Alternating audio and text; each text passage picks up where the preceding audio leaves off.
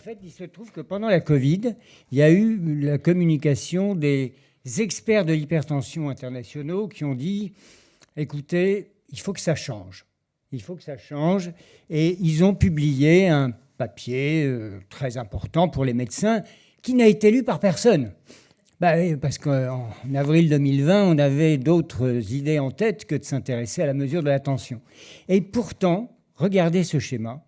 Ce schéma, il nous montre une révolution. On parle de mesure de la tension et on ne montre pas un médecin avec un stéthoscope.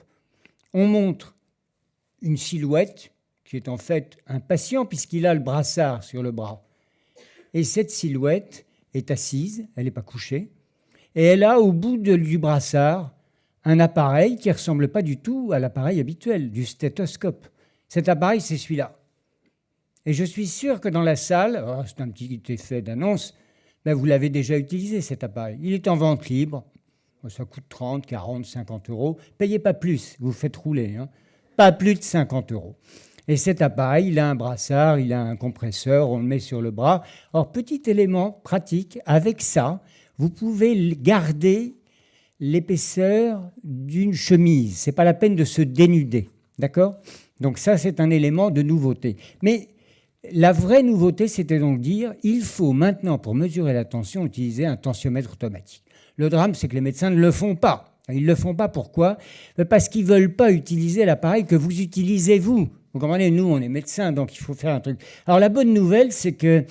Alors, oui, un petit élément, tout petit élément aussi pratique, ne croisez pas vos jambes. Ne faites pas comme le professeur Montalesco tout à l'heure, qui augmentait sa pression artérielle de 6 mm de mercure. C'est beaucoup, 6 mm, c'est un demi-point. Donc, il ne faut pas croiser ses jambes, mais que vous soyez assis ou couché, c'est pareil. Alors, soyez plutôt assis parce qu'on est au calme et au repos assis. Couché, voilà. Ça, c'est des éléments très pratiques. Mais la bonne nouvelle, c'est qu'en fait, il va y avoir une révolution. Alors, sortie, commercialisation, en France, en décembre 2023, j'espère. Ça devait sortir en 2022, puis à cause de la Covid, ils ont pris du retard. Alors, c'est un constructeur qui n'est pas un constructeur américain. C'est un constructeur français que les médecins connaissent très bien. Il s'appelle Spengler. Je crois que tout à l'heure, tu as montré une photo justement de Spengler qui inventait le stéthoscope pour la mesure tensionnelle. Et Spengler va mettre au point un appareil qui est en fait un concentré de technologie avec un affichage électronique et puis en plus quelque chose qui rend la mesure intelligente, qui va aider le médecin à savoir s'il faut qu'il fasse une mesure, 2 mesures, 3 mesures pour éviter un effet qu'on appelle l'effet blouse blanche. La tension est plus élevée la première mesure que la suivante. Il faut donc faire au moins 3, mais pas chez tout le monde. Et l'appareil, au fond, aura l'intelligence pour le faire. Alors, il ne sera pas très cher, mais il est pour les médecins. Alors, si vous voulez l'acheter, vous l'achèterez, mais il est pour les médecins, pour mes chers collègues. Donc, il faudrait convaincre les directions d'hôpitaux d'acheter ces appareils-là. C'est pas gagné, mais enfin, on verra bien.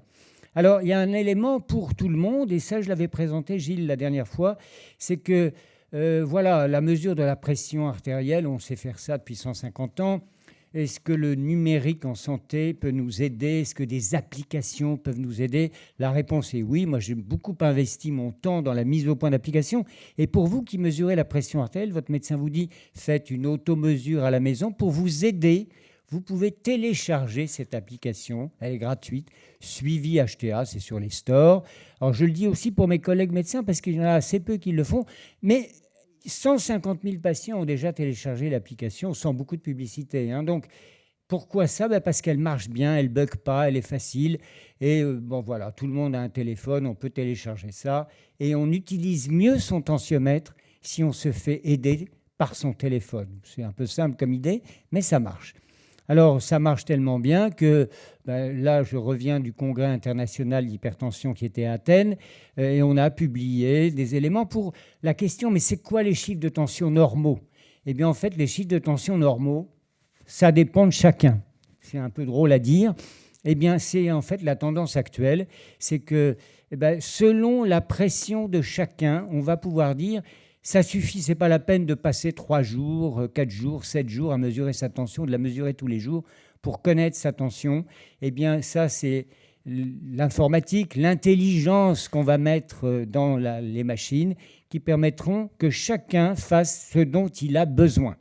1 journée, 2 journées, 3 journées, 4 journées. Donc ça, c'est déjà au point. Ça sera dans la prochaine version du suivi HTA.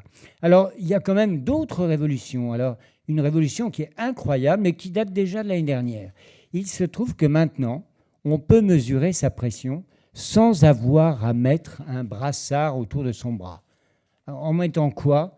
En mettant, par exemple, ça. Vous voyez, j'ai un petit bracelet, là. Eh bien, ce bracelet, c'est un tensiomètre. Ce bracelet, c'est un tensiomètre. Et ce tensiomètre, on l'appelle sans brassard, en anglais cuffless, parce que ça, en anglais, ça s'appelle la cuff. Et ce brassard, voilà, il a une marque, bon, ça, c'est une marque suisse. Ils sont aujourd'hui en tête. En principe, c'est assez solide. Ils sont aujourd'hui en tête parce qu'ils ont trouvé des brevets qui empêchent Apple et Samsung de les copier. Voilà. Donc, ils sont vraiment en tête. Et donc, du coup, Apple a dit non, sur la montre, il n'y aura pas la tension avant l'expiration des brevets. Ouais. Alors, est-ce qu'on peut dire que c'est utile et qu'il faut acheter ce tensiomètre? Eh bien, on a fait le tour de tout ce qu'il y avait sur le marché. Et en fait, il y a plein de trucs en cours. Et le plus amusant est probablement le dernier en bas à droite. Il y a maintenant des bagues. Des bagues qui marchent en plus. Voilà, elles marchent. Alors la question est, est-ce que c'est utile pour les patients? Est-ce que c'est utile pour les médecins? On a aussi fait un travail qu'on a publié la semaine dernière pour voir le bénéfice, les avantages. Et actuellement, notre point de vue, c'est-à-dire, c'est pas au point. Voilà, c'est pas au point, donc ne l'achetez pas, d'accord? C'est pas la peine.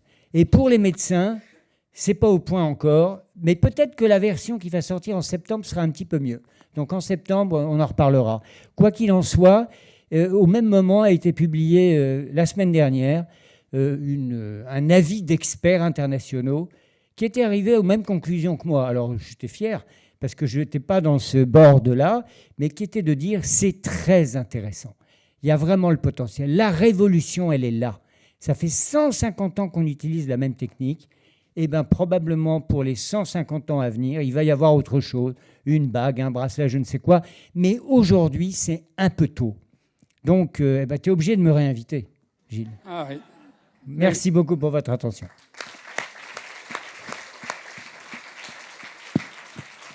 Allez, question pour le professeur Girard. Mais du coup, est-ce qu'il y a un intérêt à prendre sa tension tous les jours?